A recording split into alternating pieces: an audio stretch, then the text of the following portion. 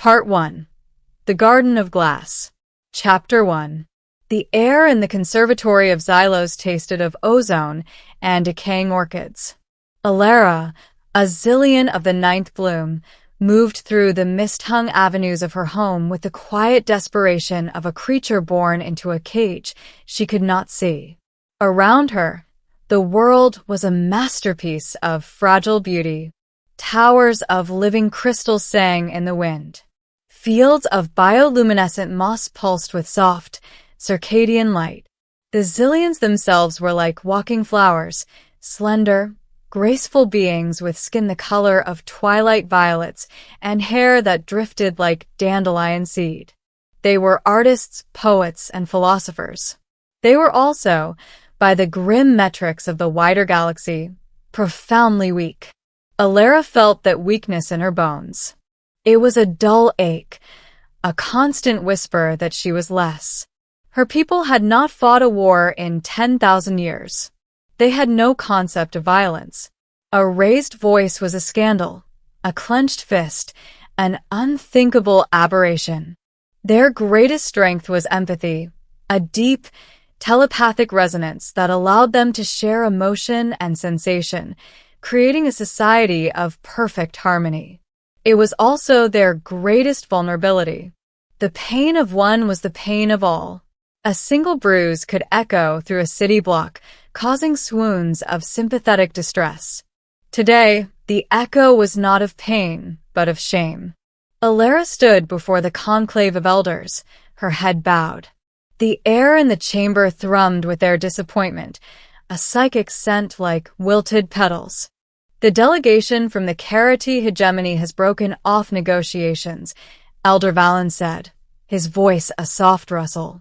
His mind voice, however, washed over Alara in a wave of profound sorrow. They found our offers of shared poetry and collaborative star charts insufficient. They have formally claimed the hyacinth belt for its ceridium deposits. Alara had been the junior liaison. Her task had been simple: extend the Xylian spirit of connection to make the warlike, reptilian Karate feel the beauty of peace. She had opened her mind, as she was taught, and projected the serene harmonies of Xylos. The Karate ambassador had simply stared, its vertical pupils unblinking, before emitting a grating laugh. "Your thoughts are like perfume," it had hissed. "Pleasant. Irrelevant. The strong take. The weak give us their art for our trophy halls." "We cannot compete with their aggression," Alara whispered aloud, giving form to the fear that hummed through the entire conclave. "We have no soldiers. No weapons. Our minds cannot withstand their coarseness." "There is another option," said a new voice. It came not from the elders, but from a holographic glyph shimmering to life in the center of the chamber. It was the archive, the vast, planet-spanning intelligence that contained all Xylian knowledge. Its voice was genderless, calm, and carried the weight of millennia. "A precedent exists. In the early days of our spacefaring, we encountered another species. They were not diplomats. They were not artists. They were builders. And, when necessary, breakers." An image resolved in the air, a bipedal creature, solid and dense-looking compared to the willowy Xylians. Its skin was a range of tones from pale to deep brown, its frame robust, its eyes holding a focused intensity that felt alien to Alara's people. Designation: Homo sapiens, the archive intoned. Terran. Human. Their defining trait is not passive empathy, but active, adaptive resilience. They possess a unique neuroplasticity and a physiological response system geared for overcoming extreme duress. They call it training. It is the systematic, often painful, process of forging weakness into strength. The elders' distress spiked. "You suggest we invite these primitives?" One pulsed with revulsion. "Their historical records are a litany of conflict." "Precisely," the archive replied. "They understand the Karate in a way we never can. They have faced their own darkness and mastered it. The protocol, Project Steelblood, was conceptualized for an existential threat. The Karate hegemony qualifies. The debate was a storm of gentle, horrified emotions. But beneath the fear, Alara felt something else, a sliver of desperate hope. She looked at the image of the human. It did not look weak. It looked capable. It looked like it could hold something without it shattering. "I will do it," she said, her voice cutting through the psychic murmur. All minds turned to her.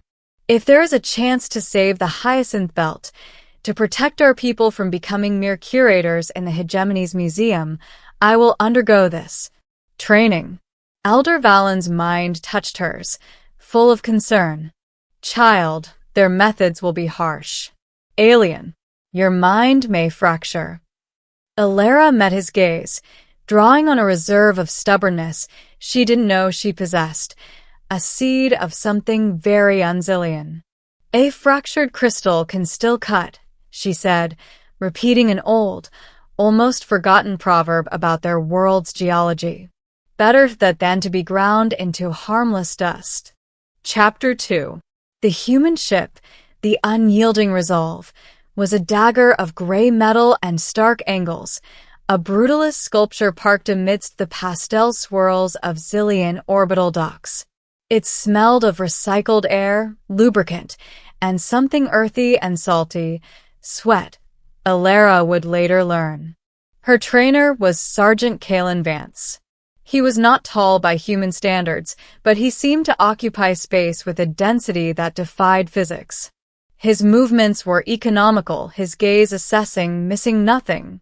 He looked at Alara not with zillion empathy, but with the analytical focus of an engineer surveying a complex, faulty machine. "Elder Valen briefed me," Vance said, his voice a low baritone that didn't ask for permission to be heard. "You're empaths. Conflict causes you psychic feedback. Your muscles are optimized for fine motor control, not load-bearing. Your bones are, by my specs, about as robust as good ceramic." He handed her a standard-issue hydration pack. It weighed maybe 2 kilograms. Alara's arm trembled as she took it. "Right. We start from zero." The first week was a study in agony. Training was not the collaborative, mindful practice of zillion arts. It was a systematic assault on her every limitation. Physical conditioning. Vance put her through exercises with torturous names: push-ups, squats, lunges. Her body screamed. Her empathetic senses, wide open from a lifetime of habit, broadcast this agony to the few zillion aides in the gymnasium. They fainted. Vance merely watched, his expression unreadable. "Close the door," he said, not unkindly. "You're feeling their reaction to your pain, which is amplifying your own. You have to learn to compartmentalize. Your mind is your first battlefield. Shut it down." He taught her box breathing. In for 4, hold for 4, out for 4. It was a pathetic, mechanical trick against a tide of biological and psychic distress. But one day, after her 10th failed attempt to lift a weighted bar, the wave of nausea and shared misery from her fainted aide hit her, and she pushed it aside. Just a fraction. She visualized a door in her mind, like Vance said, and closed it. The pain in her muscles remained, sharp and clear, but the crippling echo of their pain faded. She lifted the bar. Vance gave a single, slow nod. Progress. Cognitive reframing. Vance showed her recordings of karate warfare. She saw them dismembering biomechs, their hissing voices full of predatory joy. Her instinct was to recoil, to project soothing thoughts, to apologize. Vance forced her to watch. Your empathy is a sensor array. You're using it to feel sorry for them. Start using it to predict them. What emotion is underneath the aggression? Not joy. Look closer. Shaking, Alara focused. Past the savagery, she sensed a brittle, frantic pride. a fear of scarcity, a deep-seated insecurity that could only be quelled by constant acquisition. It was ugly, but it was a pattern. "They're afraid," she whispered, nauseous. "Good," Vance said, pausing the recording. "Now." "How do you stop something that's afraid and violent?" Her Zillion training said, "Soothe, comfort, provide." That had failed. Vance's training suggested another path. "You present a greater fear," she said, the words tasting of ash. "Or an immovable object," Vance corrected. "Fear makes them attack. But certainty, unyielding, calm certainty, can make them hesitate. Your job isn't to out-savage the carity. It's to become something their aggression cannot compute. A wall where they expect a curtain." Chapter 3. The breaking point came in the 3rd month. Vance introduced neural sims, full immersion scenarios where she had to navigate simulated carity boarding actions. The first time, a holographic carity warrior charged her, plasma caster raised. Alara froze, her mind swamped by the sim's programmed feedback of rage and bloodlust. She was killed instantly. The 20th time, she managed to sidestep, her body moving with a new, hard-won efficiency. The 50th time, something changed. The carity charged. The wave of simulated malice hit her. Instead of the door, she found herself doing something else. She didn't block the emotion. She channeled it. She took the raw, chaotic aggression, filtered it through her own accelerating heartbeat and the cool focus Vance had drilled into her, and reflected it back, not as empathy, but as a focused beam of deterrence. It was a psychic shove, devoid of harmony, full of pure, unyielding will. "You shall not pass." The sim karate faltered, its attack routine stuttering in confusion. In the control booth, Vance leaned forward, his eyes narrow. The zillion bio readings on his screen were spiking in unprecedented ways. Synaptic activity was rerouting, leveraging the empathic pathways for a completely novel output. She wasn't just shutting down her nature. She was weaponizing it. "Sergeant," his comms officer said, voice uneasy. Her psi output just registered on the tactical scale. It's not like anything in the database. It's not telepathy. It's more like a psychokinetic pressure wave, fueled by effective resonance. Vance allowed himself a small, grim smile. She's not building a wall. She's building a mirror. And she's about to show the carity their own reflection. He opened a channel to Alara Simpod. "Good. Now, do it again. And this time put some sting in it." Part 2. The Forging. Chapter 4. Alara stood in the cargo bay of the unyielding Resolve, which had been converted into a sparring arena. She was no longer the frail flower of the Zillion Conservatory. 6 months of human training had reshaped her. Her limbs, once slender, were now corded with lean muscle. Her posture, once deferential, was now a balanced, ready stance. The violet hue of her skin was deepened by a network of fine, silvery scars, trophies from microgravity drills, impact training, and learning to handle human tools that were not designed for delicate hands. But the greatest change was in her eyes. The soft, dreamy focus was gone, replaced by a watchful, analytical calm. She had learned to keep her empathic senses on a tight leash, not closed off, but directed, like a spotlight instead of a diffused glow. Across from her stood Sergeant Vance, holding 2 training batons. He tossed one to her. She caught it smoothly, the weight familiar now. "The Carity Envoy ship is due at Xylos in 72 hours, Vance said, circling her. "The Conclave is ready to capitulate. They've prepared a gift of 3 star systems just outside the Hyacinth Belt to appease them." Alara spun the baton, a fluid wrist movement she'd practiced 10,000 times. A delay tactic. The Carity will take the gift and still claim the belt in 5 years when they've fortified their new borders. Correct. So, you're not going to let the Conclave offer the gift. She paused. I am to disrupt a Conclave session? You are to address it. As the sole practitioner and representative of Project Steelblood, you will present an alternative. He lunged, baton whistling toward her ribs. Alara parried, the impact jolting up her arm. She didn't flinch. She absorbed the force, shifted her weight, and riposted, aiming for his shoulder. He blocked, shoving her back. And what alternative is that? She asked, breathing controlled. The human alternative. You don't negotiate with a bully from a position of fear. You negotiate from a position of demonstrated consequence. He launched a feint high, strike low combination. Alara saw the feint, read the micro-tension in his shoulders, and pivoted, letting the low strike whisper past her shin. She's learned to read intent, not just emotion. They will see it as a provocation, she said, pressing her own attack, forcing him to give ground. It is, Vance grunted, deflecting a strike aimed at his knee. But a controlled one. The message isn't, we will fight you. The message is, fighting us will cost you more than this belt of asteroids is worth. You have to make them believe it.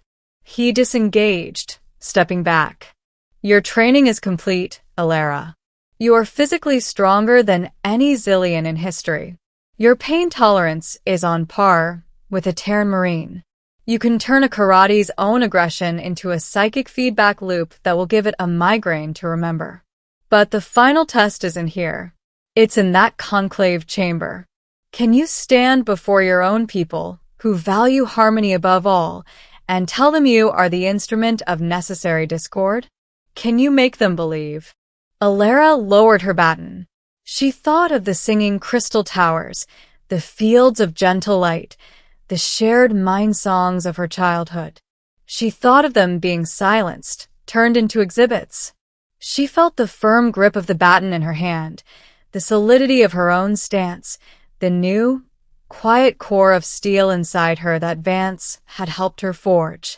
Yes, she said, and for the first time, her voice carried not just Zillion melody, but human conviction. I can. Chapter 5. The Grand Conclave Chamber was a symphony of light and form. Hundreds of elders floated on their personal resonances, their combined psychic presence a tranquil ocean. The air was thick with the scent of peace and impending surrender.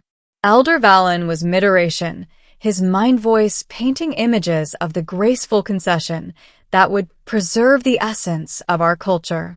Then the great doors, grown from polished heartwood, groaned open.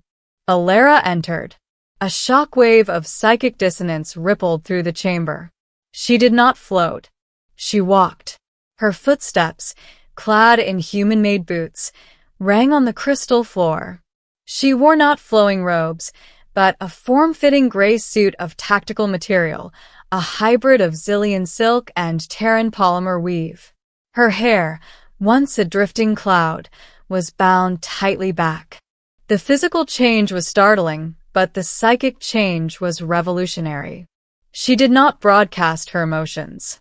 Her mind was a shielded citadel, radiating only a cool, dense focus that felt alien in the chamber. Alara of the Ninth Bloom, Valen pulsed, his thought tinged with concern and confusion. This is a closed session. The human project, its time has passed. We have chosen the path of peace. Alara reached the center of the chamber. She did not project her voice psychically. She spoke aloud, the human-trained modulation carrying to every corner. You have chosen the path of extinction. A slow, curated one, but extinction nonetheless. A collective psychic flinch. Child, the violence you suggest. I suggest no violence, Alara interrupted, another profound breach of decorum. I suggest deterrence. The Carity do not understand our peace. They understand only calculus. We have shown them the cost of friendship is zero. We must now show them the cost of theft is unacceptably high. She activated a hollow projector. It displayed not star charts or poetry, but schematics, defensive satellite networks designed by the archive using human tactical principles. Projections of casualty estimates from engaging these networks. Economic models showing the hegemony's overextension. This is monstrous. An elder cried out psychically. You speak of lives as numbers. I speak of our lives as having value. Alara fired back, her mental voice, for a split second, slipping its leash and hitting the chamber with a burst of fierce, protective fury. Elders gasped, mentally recoiling. Your plan values lives over Zillion freedom. My plan values Zillion survival. The human who trained me taught me a principle. Speak softly, but carry a big stick. We have only ever whispered apologies. It is time we learn to stand and to hold a line. She turned to the central glyph where the archive resided. Archive. Implement protocols Steelblood Phase 2. Activate the planetary defense grid. Send the schematics for the orbital deterrence platforms to the Carity Envoy ship. Along with this message, the Hyacinth Belt is under Zillion sovereignty. Any unapproved entry will be met with immediate and escalating resistance. We propose a new negotiation. On mutual trade, not on terms of surrender. The silence was absolute, a vacuum of psychic noise. Elder Valen looked at her, and in his mind, Alara finally saw not disappointment, but a dawning, awful realization. He saw the death of the Xylos he knew, and he saw, in this hardened, fierce young woman before him, the birth of something that might survive. The conclave must vote, Valen said, his mental voice heavy. There is no time, Alara said, her gaze unwavering. The envoy ship enters negotiating range in 6 hours. I have taken the liberty, as military commander of Project Steelblood, of already dispatching the message.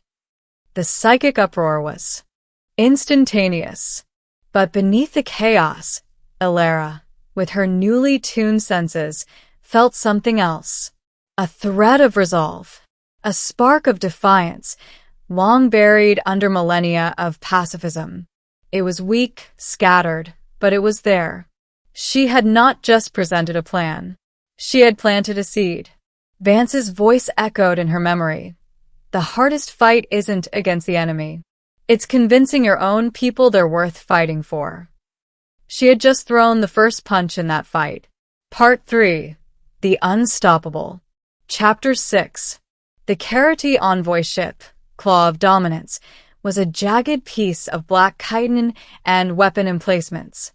It hung in space like a spider. The response to Alara's message was not a negotiation request. It was a tactical group, 3 lighter attack skiffs, detaching from the main vessel and making a high-speed run toward the edge of the Hyacinth Belt, a blatant test of the new deterrence.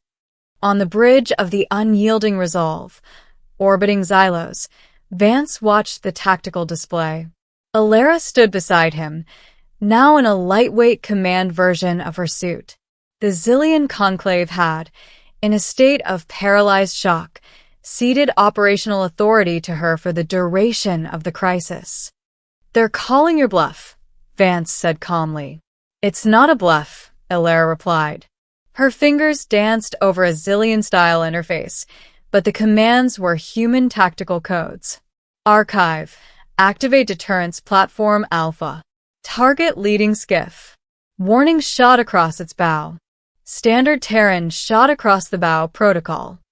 In the belt, a small, crystalline platform, grown from Zillion biotech and armed with a human-designed kinetic accelerator, hummed to life. It fired a single, hyperdense slug. It missed the lead skiff by precisely 50 meters, a calculated warning in the language of ballistics. The skiff didn't slow. They returned fire, plasma bolts searing toward the platform. They have escalated, the archive's voice reported. Platform Alpha sustaining minor damage. Alara closed her eyes. This was the moment, not of violence but of will. She reached out with her empathy, not to the Zillions, but toward the Carity ships. It was like stretching her mind into a furnace of arrogant, predatory confidence. She did not try to soothe it. She did what Vance had taught her in the sim. She took that aggressive confidence, mirrored it, mixed it with the unshakable certainty of the unyielding resolve beneath her feet, and the desperate love she had for her fragile, beautiful world. And she shoved. On the bridge of the lead Carity skiff, Commander Cross, a scarred veteran of a dozen annexations, was monitoring the easy destruction of the flimsy Zillion platform. Suddenly, a wave of psychic pressure slammed into him. It wasn't pain. It was invalidation. It was a profound, unsettling sense that his aggression was not feared, but pitted as a pointless, brutish tantrum. It carried the cold, certain promise of immense, disproportionate retaliation. It was the emotional equivalent of staring down the barrel of a gun you didn't know your enemy possessed. He jerked in his command harness, a snarl dying in his throat. His gunners hesitated, their own minds brushed by the psychic static. What was that? His second-in-command hissed. On the unyielding resolve, Vance watched as the lead skiff broke off its attack run. The other two followed suit, pulling back toward the mothership. Bioscans show elevated stress hormones and neural confusion in all three skiff crews, the comms officer reported, baffled. No physical damage. Vance looked at Alara. A trickle of violet blood seeped from her nose, the physical toll of channeling such focused, antagonistic psychic force. Her eyes were open, sharp, fixed on the retreating blips. You hit them with a philosophical objection, Vance said, a note of awe in his gravelly voice. I hit them with a reality they cannot process, Alara corrected, wiping the blood away with a steady hand. Their aggression is a tool. I just showed them the tool is useless against the material we are now made of. Chapter 7. The Claw of Dominance did not retreat. The test had failed, but the hegemony's pride was at stake. They issued a new, chilling ultimatum. Withdraw all defensive claims from the Hyacinth Belt, or they would launch a precision kinetic strike on the Zillion Conservatory itself, a demonstration of their power, aimed at the heart of Zillion culture. Panic, pure and undiluted, flooded the Zillion psychic network. The conclave dissolved into a chorus of terror. Surrender was inevitable. Alara requested a direct, encrypted channel to the Carity flagship. The conclave, in its despair, granted it, hoping only for a less humiliating terms of surrender. The face that appeared on her screen was Ambassador Grell, the same one who had laughed at her months before. The fragile flower returns, it hissed. Have you come to share more of your pleasant thoughts? I have come to deliver a final message, Alara said, her voice devoid of Zillion melody, flat and hard as titanium. Not from the conclave. From me, Alara of the Ninth Bloom, commander of Zillion's deterrence. Your titles are meaningless. Your defenses are a joke. We will shatter your crystal hive and teach your species its proper place. Alara leaned forward. You mistake us, Ambassador. You see the conservatory and think it is our heart. It is not. It is our memory, our past, our heart. She tapped her chest. Our heart is what we choose to defend it with. You are targeting a museum. And in doing so, you are awakening the museum's guardians. She cut the transmission. Then she gave the order no Zillion had ever given. Archive. Initiate protocol Final Guardian. Activate the conservatory's structural resonance field. and patch my neurosignature into the planetary grid. On the surface, the elders and citizens huddled in the conservatory, awaiting the end. Then, the very crystal spires around them began to hum. Not their usual song, but a deep, resonant, defiant frequency, broadcast across every psychic channel and electromagnetic band. It was a sound of pure, unbreakable will. And at its core, powering it, was Alara's mind. A mind that had been weak, but forged in human discipline, had become an unstoppable focal point. The Caridi fired their kinetic rod, a tungsten spear meant to shatter the central tower. As it entered the resonance field, the focused psychic energy, amplified by the planet's own crystalline network and shaped by human tactical algorithms, did not try to stop it physically. It vibrated it, at a precise, calculated frequency. The rod did not explode. It disintegrated, turned to harmless dust that scattered in the solar wind like glitter. On the bridge of the Claw of Dominance, Ambassador Growl stared at its sensors in disbelief. Its tactical officer turned, eyes wide. The energy signature, it's like nothing on record. It's a psychokinetic field of impossible coherence and power. It is reading as alive. Growl opened a channel again, its earlier arrogance gone, replaced by a wary confusion. "What are you?" Alara's face reappeared. She looked tired, the silver scars on her face glowing faintly with expended energy. But her eyes were victorious. "We are Xylos. We were weak. Now we are protected. Not by your weapons. Not by your fear. By our own will, hardened in a forge you cannot comprehend. The Hyacinth Belt is ours. Your fleet will withdraw beyond the Galen frontier. You will negotiate a trade treaty for Zeridium at standard galactic rates. Or the next thing we turn to dust will be your flagship's reactor core. This is not a negotiation. This is the new reality. Acknowledge." The silence from the Caridi ship stretched. Then a new signal, a general retreat order to all hegemony vessels. Epilogue. 1 standard year later, Alara walked in the conservatory once more. The tower still sang, but their song had a new, deeper harmonic. She wore simple robes again, but her bearing had changed forever. Zillion children, their minds bright and curious, no longer looked at her with pity or fear, but with a kind of awe. A new discipline, resilient arts, was being taught, a blend of Zillion mindfulness and human-derived mental fortitude exercises. Elder Valen found her by the reflecting pools. His mind touched hers, not with sorrow, but with profound gratitude and a trace of old sadness. "We have signed a mutually beneficial trade pact with the hegemony. The belt is secure. You saved our world, child. But you also changed it forever." "The garden was always changing, Elder," Alara said, watching a new type of crystal, one grown to be as hard as diamond, sprout from the soil. "We just forgot to grow thorns." She touched a flower, its petals soft as velvet. "The human Vance taught me that strength does not cancel out beauty. It merely gives beauty the right to exist on its own terms."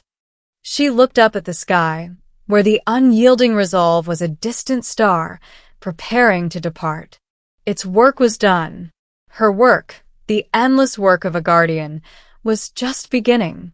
She was the bridge between what Xylos was and what it needed to be. She had been weak. The training had been brutal, alien, and unforgiving. But it had made her, and the world she loved, unstoppable.